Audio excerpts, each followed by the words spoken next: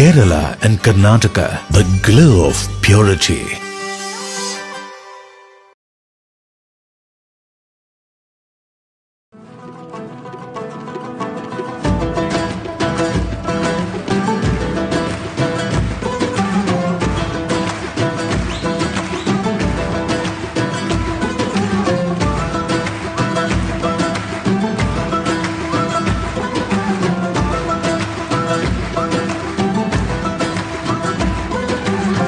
يا رب العالمين الله الله صل على طه الأمين الله الله في كل وقت وحين الله الله املأ قلبي باليقين الله الله ثبتني على هذا الدين الله الله واغفر لي والمؤمنين الله الله.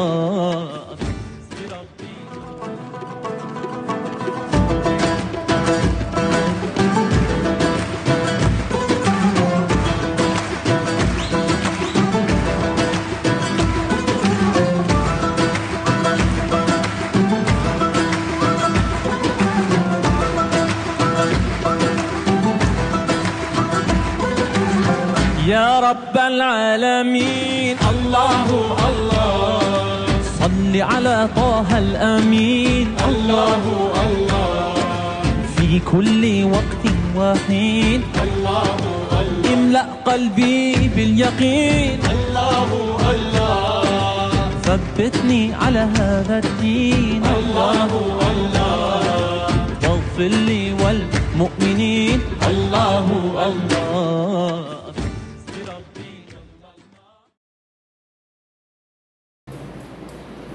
വർഷങ്ങൾക്ക് മുമ്പ് തന്നെ കഥാലോകത്തിൽ തൻ്റേതായ സ്ഥാനം അടയാളപ്പെടുത്തിയ എഴുത്തുകാരനാണ് ഹരീഷ് പാലക്കാട്. തൻ്റെ ജീവിത വഴിയിൽ നേരിട്ട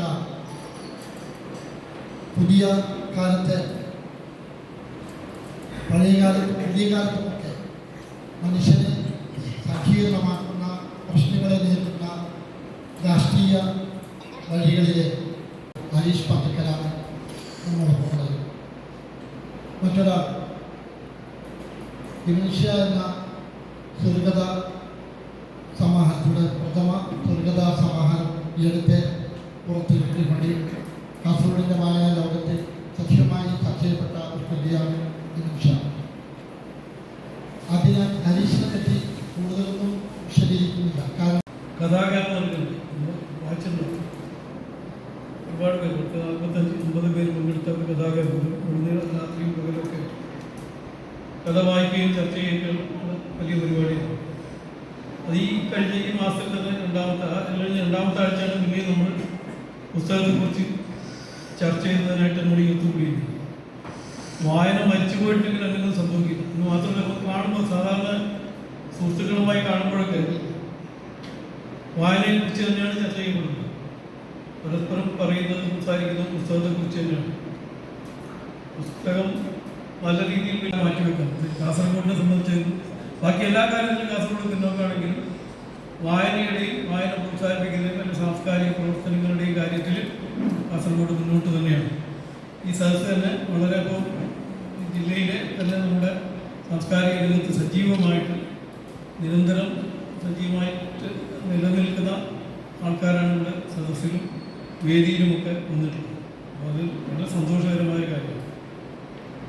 പരിപാടികളെ കൂടെ സ്വാഗത പ്രസംഗങ്ങൾ പറഞ്ഞു, ആളുകളെ പരിചയപ്പെടുത്തൽ കഴിഞ്ഞു, വിശദമായിട്ട് പരിചയപ്പെടുത്തി. അതേ സമയത്തോളമില്ല, കഥ ജീവിതം തന്നെയാണ്. അതിന് ഇത് തോന്നുന്ന ഒരു ഉദാഹരണം എന്ന് പറയുന്നത് ഇറ്റാലോ കാൽവിനോ എന്ന് പറഞ്ഞ ഒരു ഇറ്റാലിയൻ എഴുത്തുകാരൻ്റെ കഥ ഞാൻ വായിച്ചതാണ്. അദ്ദേഹം 1923 കിലോമീറ്റർ ജനിച്ച് 85 മരിച്ചുപോയ ഒരാൾ. നമ്മുടെ ഒക്കെ ഈ താകഴിയുടെ ആ പാരമ്പര്യത്തിൽ വരുന്ന ഒരാളാണ്. അദ്ദേഹത്തിൻ്റെ ഒരു കഥ വായിച്ചത് ഇത് വായിച്ചതാണ്. പ്രാവശ്യം വായിച്ചുകൊണ്ടിരിക്കുന്നതാണ്. ഓരോ വായനക്കാർക്കും അത് അങ്ങനെയാണ് തോന്നുന്നത്. അദ്ദേഹം ജീവിതം പരിസരം എന്നാണ് തോന്നുന്നത്.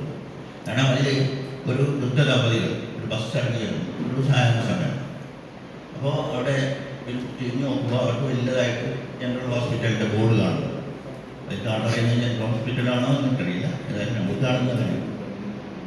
ആ ബോർഡ് കാണുമ്പോൾ ആ ഭർത്താവ് ഭാര്യയോട് പറയും, നമുക്ക് ഏതായാലും നമ്മൾ കാസർഗോഡ് വന്നല്ലേ ഏതോ ചില സാധനങ്ങൾ വാങ്ങാമെന്ന് പറയാം ദമ്പതികൾ. അപ്പോൾ അവർ നമുക്കൊരു കാര്യം ചെയ്യാം, ഏതായാലും കുത്തോളം വന്നേ ഇത്ര അടുത്തായിട്ട് ഹോസ്പിറ്റലൊക്കെ ഉണ്ടാവുമെന്ന് ഞങ്ങൾ ചെക്കപ്പ് ചെയ്യുന്നത് നല്ലതാണ് തോന്നുന്നത്. അങ്ങനെ അത് ആ കഥയുടെ കോവിയിൽ വെച്ച് ടെസ്റ്റ് ചെയ്ത ശേഷം ഒരു ഒബ്സർവേഷൻ ഒരു 4 മണിക്കൂർ സമയത്തേക്ക് 7th ഫ്ലോറിലേക്ക് കൊണ്ടുപോയാണ്.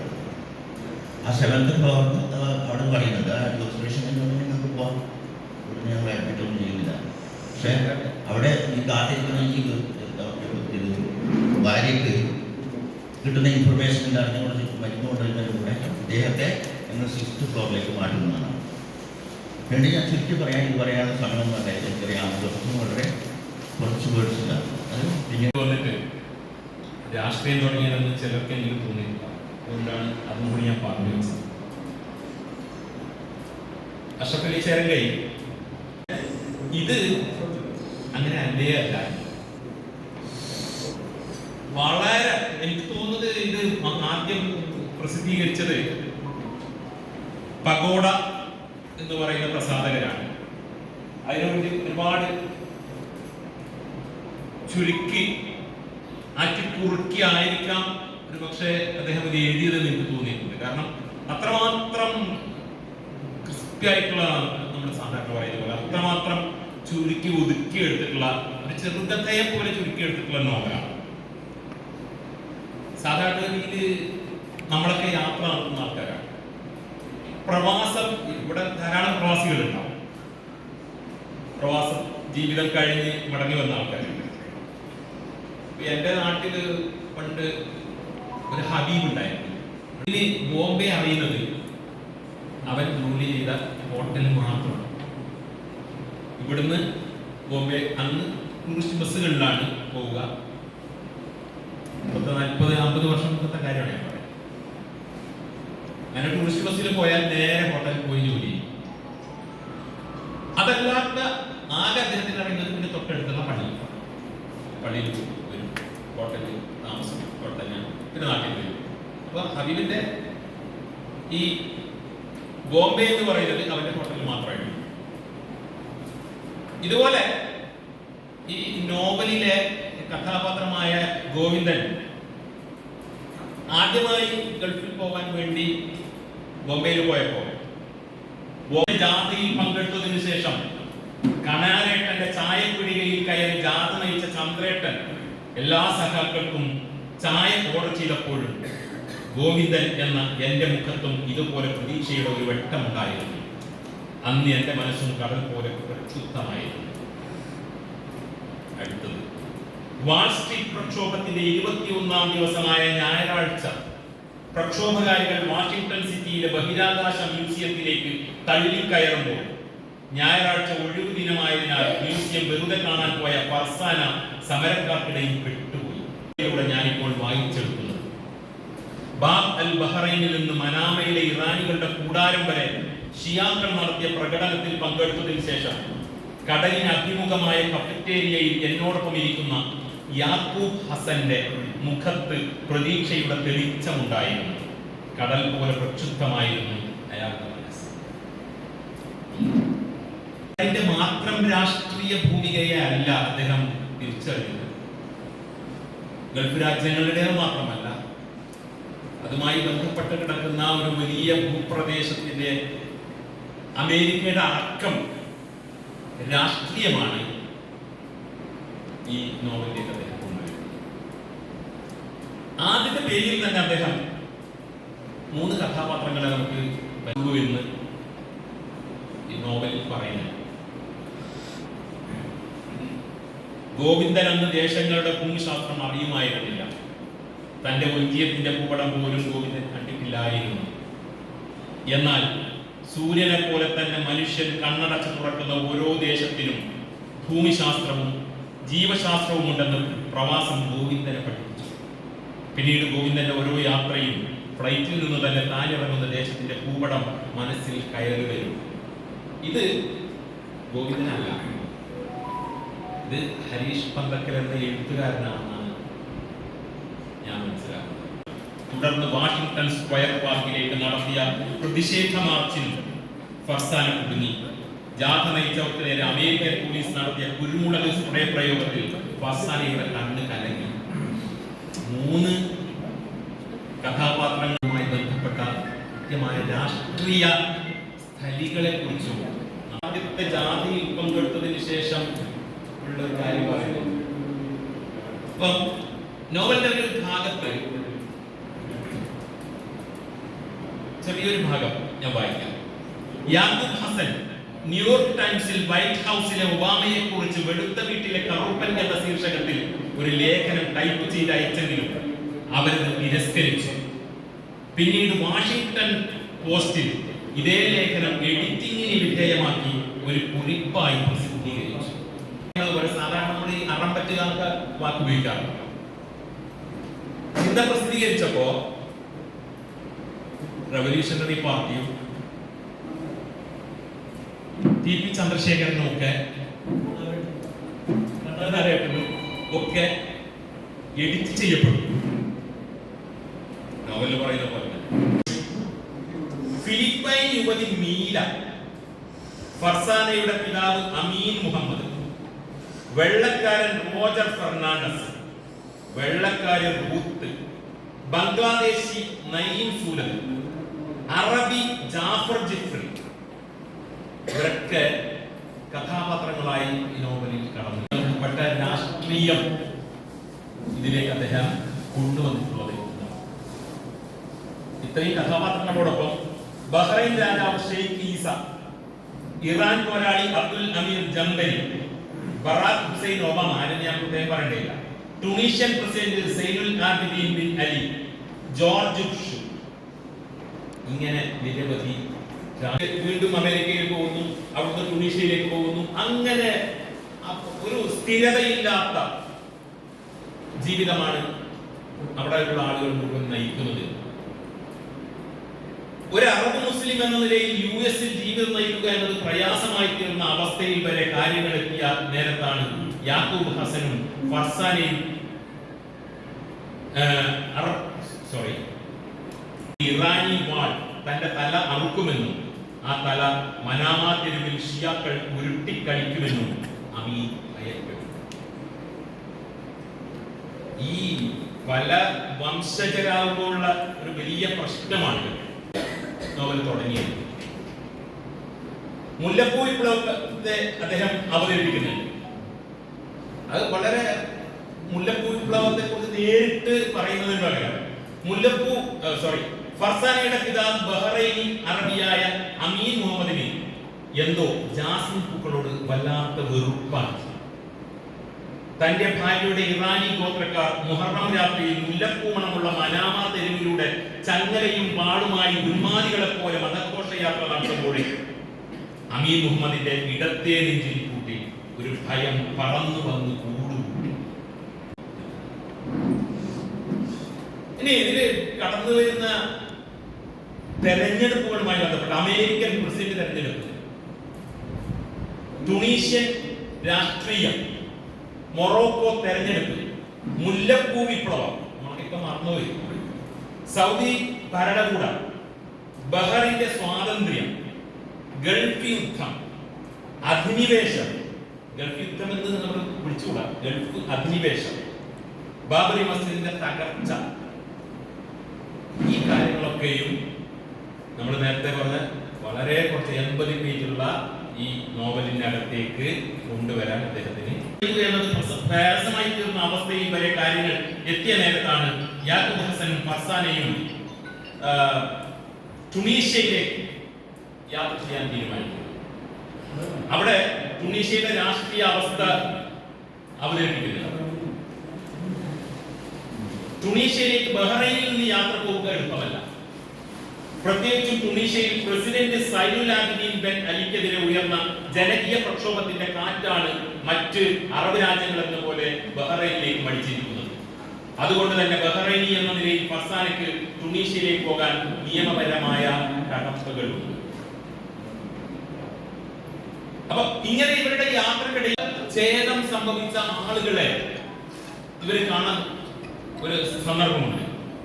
അപ്പൊ അവിടെ ആ കാട്ടറബി ഖുറൈശിയോട് പറയുന്ന ഒരു കാര്യമുണ്ട്, ഇവരെ നിനക്ക് പരിചയപ്പെടുത്തേണ്ട ആവശ്യമില്ലല്ലോ, നീയും നിന്റെ പ്രസ്ഥാനവും വഴി തെറ്റിച്ചവരാണ്. നിന്റെ പ്രസംഗത്തിന്റെ ആവേശം കൊണ്ട് ജാഥ നടത്തിയ ഒരുത്തന്റെ കണ്ണ് സൈന്യം കുത്തിപ്പൊട്ടിച്ചു. അങ്ങനെയുള്ള രാജാവിനെതിരെ, ഷെയ്ഖിനെതിരെയുള്ള ഒരു പ്രവൃത്തി, പ്രണയിനിക്കുള്ള തന്റെ ചുംബനത്തിന് ഭംഗം വരുത്തിയ ഷെയ്ഖ് ഈസാ രാജാവിനോട് അദ്ദേഹം ജീവിച്ചിരിക്കെ തന്നെ യാക്കൂബ് ഹസൻ പ്രതിഷേധം അറിയിച്ചിരുന്നു. അത് ഇംഗിതമാണ്. മനാമ പോസ്റ്റ് ഓഫീസിൽ നിന്ന് ചത്തുപോയ പഴയ സൗദി കമ്മ്യൂണിസ്റ്റ് പാർട്ടിയുടെ വ്യാജവിലാസത്തിൽ, ശ്രദ്ധിക്കണം, ചത്തുപോയ കമ്മ്യൂണിസ്റ്റ് പാർട്ടിയുടെ വ്യാജവിലാസം.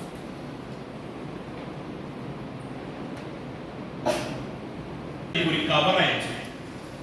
ബ്രിട്ടീഷ് ജേണലിൽ ആയിടക്ക് വന്ന നടുറോഡിൽ ആണും പെണ്ണും ചൂണ്ടിക്കുന്ന ഫോട്ടോ അടക്കം ചെയ്തു. ജനാധിപത്യവും പൗരസ്വാതന്ത്ര്യവും പുലരാൻ പോരാടുമെന്നെഴുതി കത്തിന്റെ കവരിൽ ഈസയുടെ ചിത്രമുള്ള സ്റ്റാമ്പ് തലതിരിച്ചൊട്ടിച്ചാണ് ജാഥയ്ക്കു ശേഷം കഫത്തേരിയിൽ ഇരിക്കുമ്പോൾ ഗോവിന്ദൻ ഓർക്കുന്നത് പാർട്ടിക്കെതിരെ ഒഞ്ചിയത്ത് റെവല്യൂഷണറി പ്രവർത്തകർ ആദ്യത്തെ പ്രകടനം നടത്തിയതിനു ശേഷം ചായപ്പുഴികയിൽ വെച്ച് ചന്ദ്രേട്ടൻ ഉച്ചത്തിൽ സംസാരിച്ചതുപോലെ. അവിടെ ചന്ദ്രേട്ടനെ കുറിച്ചാണ് അവിടെ ഇരുന്ന് എത്ര മനോഹരമായ ഒരു പരിഹാസമാണ് ഈ പ്രവൃത്തിയിലൂടെ കഥാപാത്രത്തിനോടൊപ്പം ബ്രിട്ടീഷ് ജേണലിനെയും സിനിമാ പ്രസിദ്ധീകരണങ്ങളെയും സെൻസറിംഗിന് വിധേയമാക്കി. അതിലെ ചുംബന രംഗങ്ങളും നഗ്നതയും കറുപ്പ് തേച്ച് വിൽക്കാൻ അനുവദിച്ചു. ഒടുവിൽ രാജാവ് ഷെയ്ഖ് ഈസയുടെ ചിത്രമുള്ള സ്റ്റാമ്പ് തലതിരിച്ചൊട്ടിക്കുന്നത് ശിക്ഷയർഹിക്കുന്ന രാജ്യദ്രോഹ കുറ്റമാണെന്ന് രാജ്യത്തെയും വിദേശത്തെയും പൗരന്മാർക്ക് പോസ്റ്റൽ വകുപ്പ്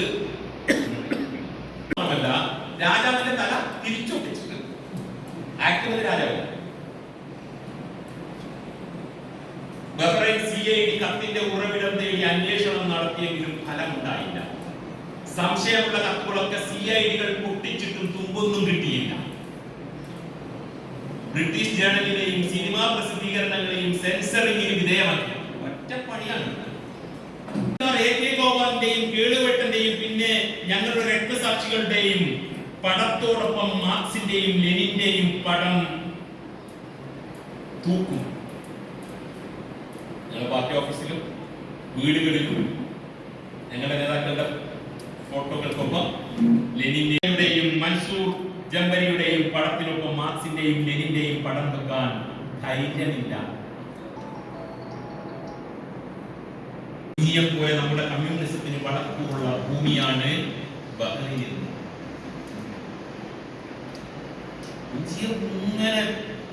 കൂടെ തന്നെ ബഹ്റൈൻ സെൻട്രൽ മീൻ മാർക്കറ്റിലെ ഗുദേബിയിൽ നിന്നുള്ള അർബാബ് യൂസഫ് മൻസൂർ എന്ന കറുത്ത അറബിയും ബഹ്റൈൻ ഇന്റർനാഷണൽ ട്രാവൽസിന്റെ വെള്ളക്കാരൻ റോജർ ഫെർണാണ്ട് കച്ചവടത്തിൽ ഒരേ കണ്ണായിരുന്നു. ജീവിതം ഒഞ്ചിയത്തെ പാട്ടക്കാരൻ നമ്പ്യാരം പോലെ തന്നെ. ഏത് തരത്തിലുള്ള ആളുകളെ കാണുമ്പോഴും ഒഞ്ചിയത്ത് അതിൽ അത്യാവശ്യം നല്ലൊരു ജോലി കിട്ടിയപ്പോൾ ആദ്യമായി കിട്ടിയ ശമ്പളം നാട്ടിലേക്ക് അയച്ചു കൊടുക്കുന്ന സന്ദർഭം അദ്ദേഹം അമ്മയെ ഓർക്കുന്ന സന്ദർഭം. അങ്ങനെയുള്ള ഈ മനുഷ്യൻ അവിടെ വീണ്ടും ദുരിതത്തിലാക്കുന്നതും അതേ ഇഞ്ചിയക്കാരായ പ്രവാസികൾ ബാലേട്ടനും ശ്രീധരേട്ടനുമായി പോയി എന്നത് എന്താണ് വിളിക്കുന്നത്? വളരെ സന്തോഷത്തോടുകൂടി ജീവിച്ചിരുന്ന ദൈവത്തെ അദ്ദേഹം ദൈവത്തോട് സ്നേഹത്തോടെ വിളിക്കുകയാണോ അല്ല ദൈവത്തെ വിമർശിക്കുകയാണോ എന്ന് തോന്നുന്ന തരത്തിലുള്ള ദൈവമേ, നീ നിന്റെ പടപ്പിന് നൽകിയ ജീവനെടുക്കാൻ അവരിൽ ആർക്കും അധികാരമില്ലെന്നുള്ള നിന്റെ വചനം ലംഘിക്കപ്പെടുമ്പോൾ എന്തുകൊണ്ട് നീ ഇത്രമാത്രം നിശബ്ദനാകുന്നു? നീ തന്നെയല്ലേ യഥാർത്ഥത്തിൽ പിശാച്. അപ്പൊ മാഷ് ബാലകൃഷ്ണ മാഷുണ്ട്, മമ്മൂട്ടപ്പടിയുണ്ട്, രവീന്ദ്രൻ പാടിയുടെ പേരെടുത്ത് പറയുന്നില്ല, പെട്ടെന്ന് മുഖം നോക്കിയ ആൾക്കാരുടെ പേര് പറഞ്ഞതേ ഉള്ളൂ. അതുകൊണ്ട് എല്ലാവർക്കും സ്നേഹം ഉള്ളത് വളരെ സന്തോഷകരമായ കാര്യമാണ്. മറ്റൊന്ന്, ഇന്ന് ഇവിടെ വായിക്കപ്പെടുന്ന 2 പുസ്തകങ്ങളും, ഒന്ന് ഹരീഷ് പന്തക്കലിൻ്റെ ബാബൽ ബദാനാണ്. ഹരീഷ് ഏകദേശം 30ഓളം വർഷക്കാലം എൻ്റെ ആത്മസുഹൃത്താണ് എന്നുള്ളതാണ്. അത് പരിചയപ്പെടുത്തിയ ഷെരീഫ് കുരുക്കൾ ഏകദേശം അത്രത്തോളം വർഷം എൻ്റെ സുഹൃത്താണ്. ഞാൻ പരിചയപ്പെടുത്താൻ പോകുന്ന പുസ്തകത്തിൻ്റെ KPSൻ്റെ സഹപ്രവർത്തകനാണ്. അദ്ദേഹം അധ്യാപകനായ കാലം തൊട്ട് എൻ്റെ സുഹൃത്താണ്. വിദ്യാലയം കലാസാഹിത്യവേദി പോലുള്ള നമ്മുടെ സംഘടനകളിലെ സാരഥി. ഭാഷ കണ്ടുപിടിച്ചത് അവൻ്റെ ഉള്ളിലുള്ള ആശയങ്ങളെ പുറത്തേക്ക് കൊണ്ടുവരാനാണ് എന്ന് തോന്നുന്നില്ല. കാരണം സകല ജീവജാലങ്ങൾ, ഭൂമിയിലുള്ള എല്ലാ ജീവജാലങ്ങളും അവർക്ക് ആശയവിനിമയത്തിനുള്ള ഉപാധികൾ നമുക്കറിയാം. അവർ നമ്മളെപ്പോലെ നമ്മളെക്കാൾ മനോഹരമായി ജീവിക്കുന്നുണ്ട്. അതുകൊണ്ട് തന്നെ മനുഷ്യൻ ഭാഷ കണ്ടുപിടിക്കുന്നതിന് മുൻപും വിനിമയത്തിനുള്ള ചില സമ്പ്രദായങ്ങൾ മനുഷ്യനുണ്ടായിട്ടുണ്ടാവും, സംശയമില്ല. കാരണം യുദ്ധം ചെയ്യുകയും സംസാരിക്കണമെന്നാണ് എന്നോട് പറഞ്ഞിരിക്കുന്നത്. വളരെ ചെറുപ്പത്തിൽ തന്നെ എഴുതാൻ തുടങ്ങി. ഞാൻ ഒരുപാട് എഴുതിയിട്ടുണ്ട്. 7 പുസ്തകങ്ങൾ പ്രസിദ്ധീകരിച്ചിട്ടുണ്ട്. അവയിൽ ഒരു പുസ്തകം ഈ അടുത്ത സമയത്താണ്, എന്ന് വെച്ചാൽ കഴിഞ്ഞ മാസമാണ് 23-ാം തീയതിയാണ് പ്രകാശനം നിർവഹിച്ചത്. അത് ഇപ്പോൾ സോഷ്യൽ മീഡിയയിലും മറ്റും അതിനെക്കുറിച്ച് അഭിപ്രായങ്ങളും മറ്റുമൊക്കെ പ്രചരിപ്പിച്ചുകൊണ്ടിരിക്കുകയാണ്. ഒരുപാട് എഴുതിയതിൻ്റെ അവാർഡുകളും ആദരവുകളും ഒക്കെ കിട്ടിയിട്ടുണ്ട് എന്ന് ഇവിടെ പറയുന്നു. എൻ്റെ പഞ്ചായത്തിൽ വെച്ചിട്ടും ആദരിക്കുകയുണ്ടായി. തൃശ്ശൂരിലെ അങ്കണം സാഹിത്യവേദിയിൽ വെച്ച് ആദരിക്കുകയുണ്ടായി. പലയിടത്തുനിന്നും ആദരവുകൾ നേടുകയുണ്ടായി. കേന്ദ്ര സാഹിത്യ അക്കാദമിയും ഒരിക്കൽ ആദരിക്കുകയുണ്ടായി. എന്നാൽ ഇവിടെ ഞങ്ങളൊക്കെ കൂടി, അതോടൊപ്പം തന്നെ ഇവിടെ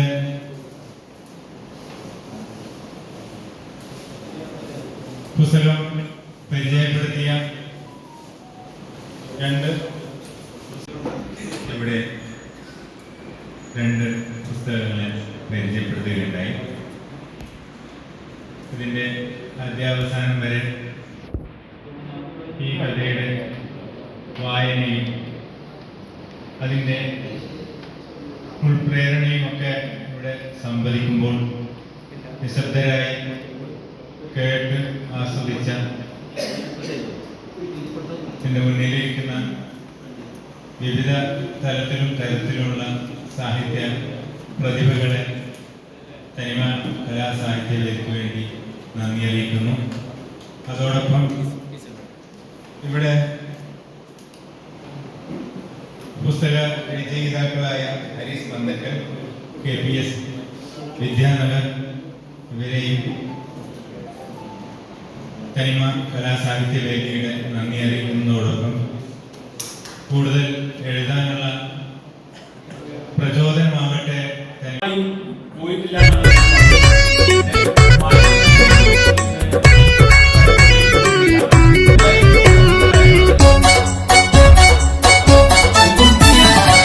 സ്വന്തം നാടും വീടും വിട്ട് മനസ്സിൽ വേദനയേറെ സഹിച്ച് നല്ലൊരു ജീവിതം സ്വപ്നം കണ്ട് വന്നവരാണ് ഞങ്ങൾ.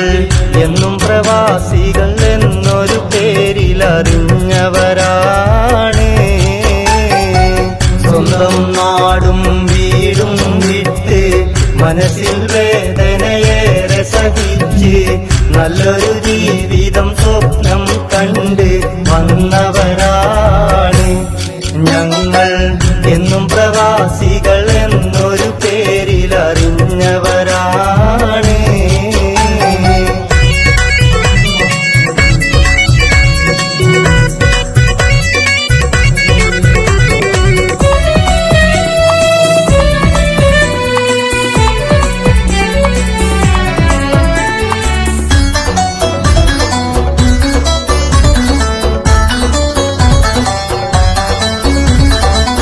നാട്ടിൽ നല്ലൊരു വീട് പണിയാൻ, മാതാപിതാക്കളെ സംരക്ഷിക്കാൻ, മക്കളെ ഭാവി ഭാസുരമാക്കാൻ, ഭാര്യയും കുടുംബവും സന്തോഷിക്കാൻ, ആശകളേറെ മനസ്സിൽ വെച്ച് നിറച്ചവരാണ് നമ്മൾ. എന്നും പ്രവാസികൾ സ്വപ്നം കണ്ടൊരു ചിന്തയതാണ്, സ്വന്തം നാടും വീടും വിട്ട് മനസ്സിൽ വേദനയേറെ സഹിച്ച് നല്ലൊരു ജീവിതം സ്വപ്നം കണ്ട് വന്നവരാണ് ഞങ്ങൾ. എന്നും പ്രവാസികൾ എന്നൊരു പേരിൽ അറിഞ്ഞവരാണ്.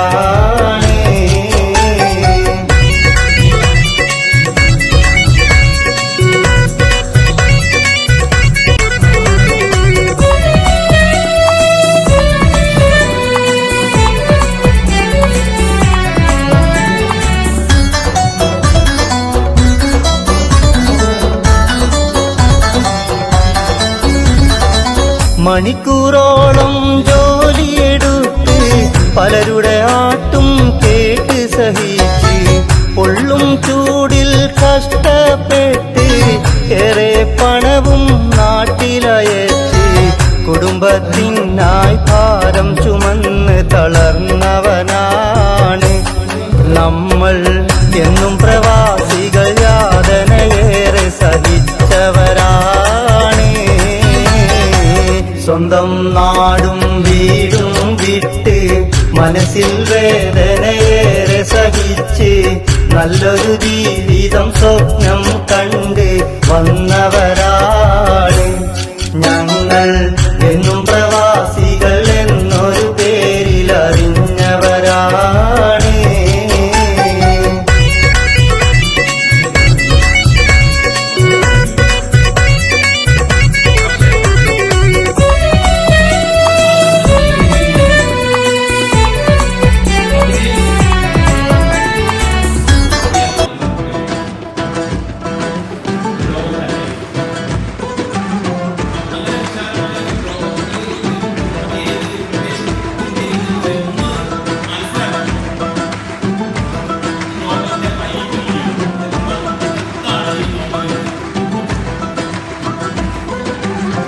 يا رب العالمين الله الله صل على طه الأمين الله الله في كل وقت وحين املأ قلبي باليقين الله الله ثبتني على هذا الدين الله الله واغفر لي والمؤمنين الله الله.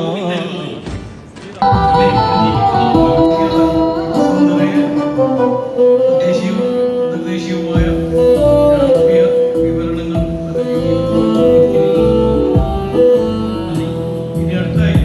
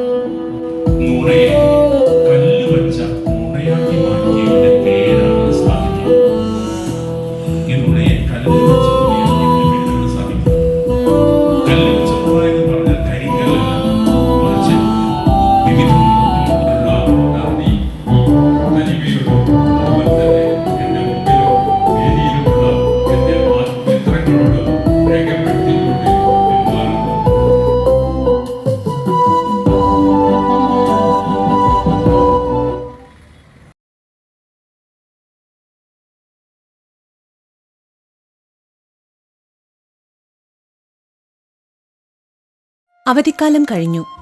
വീണ്ടും സ്കൂളിലേക്ക്. കൂട്ടുകാരുമൊത്ത് ആടിത്തിമിർക്കാൻ, പാടിക്കളിക്കാൻ, അറിവിന്റെ ആദ്യാക്ഷരം നുകരാൻ. വീണ്ടും ഒരധ്യയന വർഷം കൂടി. പുതിയ ആളുകൾ, പുതിയ സൗഹൃദങ്ങൾ. സൗഹൃദങ്ങളാണ് നമുക്കെല്ലാം. കട്ടയ്ക്ക് കൂടെ നിൽക്കുന്ന സൗഹൃദങ്ങളാണ് നമ്മുടെ ശക്തി. പക്ഷേ ലഹരിയുടെ ചതിക്കുഴികൾ ഒരുക്കി കാത്തിരിക്കുന്ന സൗഹൃദങ്ങളുമുണ്ട്. അവരെ തിരിച്ചറിയണ്ടേ? അവരെ ഇല്ലാതാക്കേണ്ടേ? ലഹരിയുടെ ചതിക്കുഴികളിൽ വീഴുന്ന, എരിഞ്ഞടങ്ങുന്ന നമ്മുടെ കുഞ്ഞനുജന്മാരെ, നമ്മുടെ കൂട്ടുകാരെ, അനുജത്തിമാരെ നമുക്ക് രക്ഷിക്കണ്ടേ? വിളിക്കാൻ മടിക്കണ്ട. ഒരു സുഹൃത്തിന്റെ കരുത്തോടെ, ഒരു രക്ഷിതാവിന്റെ വാത്സല്യത്തോടെ, ഒരു അധ്യാപകന്റെ കരുതലോടെ കേരള എക്സൈസ് എന്നും നിങ്ങളോടൊപ്പം. ഒരു വിളിപ്പാടകലെ. വിളിക്കേണ്ട number 9447178000 9061178000. Toll free number 14.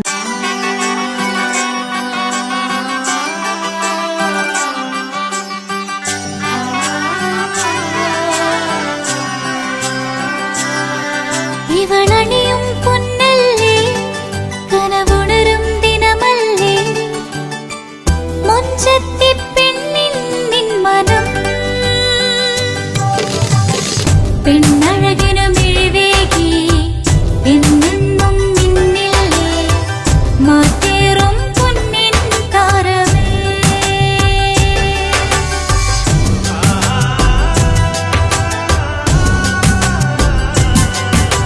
City ഗോൾഡിൻ സ്വർണ്ണനിലാവല്ലേ, City Gold, Gold and Diamonds, Kerala and Karnataka, the glow of purity.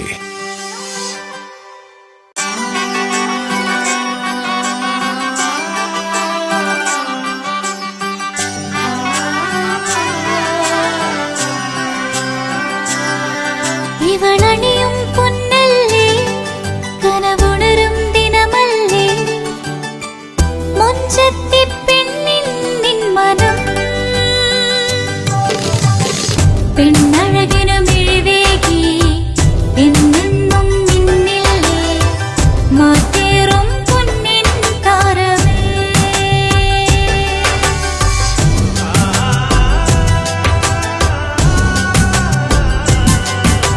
City ഗോൾഡിൻ സ്വർണ്ണനിലാവല്ലേ, City Gold, Gold and Diamonds, Kerala and Karnataka, the glow of purity.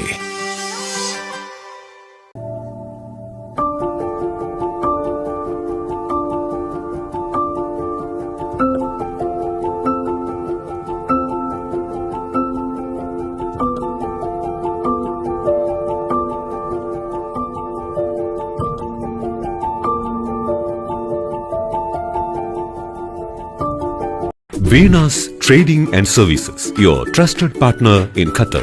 Looking for reliable services in Qatar? Welcome to Venus Trading and Services, your trusted partner near Al Said Bakery in Muntasa, Doha. Let us introduce our range of activities. At Venus Trading and Services, we offer certificates attestation in India and Qatar, legal translation in several languages, police clearance certificates, data flow and prometric, company formation, health card services. Our experienced team ensures smooth and hassle-free processes. Choose Venus Trading and Services as your trusted partner in Qatar. Contact us today, 55488910. Venus Trading and Services, near Al Said Bakery in Muntasa, Doha. Partner with Al Farha Tours and Service. ലക്ഷ്യം മികച്ച ജോലിയാണെങ്കിൽ പഠിക്കാം റൂട്രോണിക്സിന്റെ government അംഗീകൃത കോഴ്സുകൾ. കേരളത്തിലുടനീളമുള്ള അംഗീകൃത പഠന കേന്ദ്രങ്ങൾ വഴി SSLC, +2, diploma, degree പഠനം പൂർത്തിയാക്കിയവർക്ക് ഇപ്പോൾ അപേക്ഷിക്കാം. SC/ST വിദ്യാർത്ഥികൾക്ക് 100% സൗജന്യവും ഒപ്പം മറ്റ് വിഭാഗങ്ങൾക്ക് നിബന്ധനകളോടെ 20% വരെ ഫീസ് ഇളവിലും പഠിക്കാൻ അവസരം. PSC നിയമനങ്ങൾക്ക് യോഗ്യമായ ഗവൺമെന്റ് അംഗീകൃത കോഴ്സുകൾ കൂടാതെ റൂട്രോണിക്സ് സർട്ടിഫൈഡ് കോഴ്സുകളും തിരഞ്ഞെടുക്കാം. കമ്പ്യൂട്ടർ പരിജ്ഞാനം നേടാം, ജോലി സാധ്യതകൾ കൂടുതൽ ഉറപ്പുള്ളതാക്കാം. കേരള സ്റ്റേറ്റ് റൂട്രോണിക്സിലൂടെ സുരക്ഷിതമായ ഭാവിക്ക് ഉറപ്പുള്ള അടിത്തറ. വിളിക്കൂ 9072 767 005 or visit www.eduskilling.com.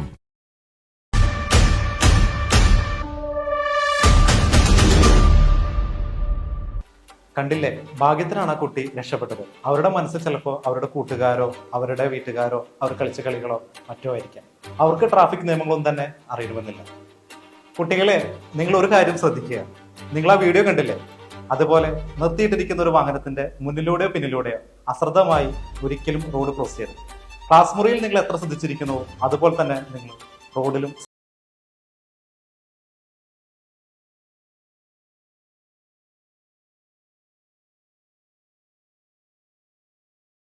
പള്ളികൾ, ചർച്ചുകൾ, അമ്പലങ്ങൾ, ശ്രേഷ്ഠ ഭാരത പൈതൃക മന്ദിരങ്ങൾ കാത്തിടാം നമ്മൾക്കൊരു മനസ്സാൽ, കാലമെങ്ങും പുലർത്തിടാം സൗഹൃദങ്ങൾ. ശംഖിന്റെ നാദവും ബാങ്കോലിയും പോലെ പള്ളിമണിയും മുഴങ്ങിടട്ടെ. ശംഖിന്റെ നാദവും ബാങ്കോലിയും പോലെ പള്ളിമണിയും മുഴങ്ങിടട്ടെ. ഇത് ഭാരതം അതിസുന്ദരം അഭിമാനപൂരിതം, ഇടനെഞ്ചകത്തിലെന്നും അഴകോടെ ശോഭിതം. പള്ളികൾ, ചർച്ചുകൾ, അമ്പലങ്ങൾ, ശ്രേഷ്ഠ ഭാരത പൈതൃക മന്ദിരങ്ങൾ കാത്തിടാം നമ്മൾക്കൊരു മനസ്സാൽ, കാലമെങ്ങും പുലർത്തിടാം സൗഹൃദങ്ങൾ. ശംഖിന്റെ നാദവും ബാങ്കോലിയും പോലെ പള്ളിമണിയും മുഴങ്ങിടട്ടെ. ശംഖിന്റെ നാദവും ബാങ്കോലിയും പോലെ പള്ളിമണിയും മുഴങ്ങിടട്ടെ. ഇത് ഭാരതം അതിസുന്ദരം അഭിമാനപൂരിതം, ഇടനെഞ്ചകത്തിലെന്നും പള്ളികൾ, ചർച്ചുകൾ, അമ്പലങ്ങൾ, ശ്രേഷ്ഠ ഭാരത പൈതൃക മന്ദിരങ്ങൾ കാത്തിടാം നമ്മൾക്കൊരു മനസ്സാൽ, കാലമെങ്ങും പുലർത്തിടാം സൗഹൃദങ്ങൾ. ശംഖിന്റെ നാദവും ബാങ്കോലിയും പോലെ പള്ളിമണിയും മുഴങ്ങിടട്ടെ. ശംഖിന്റെ നാദവും ബാങ്കോലിയും പോലെ പള്ളിമണിയും മുഴങ്ങിടട്ടെ. ഇത് ഭാരതം അതിസുന്ദരം അഭിമാനപൂരിതം, ഇടനെഞ്ചകത്തിലെന്നും അഴകോടെ ശോ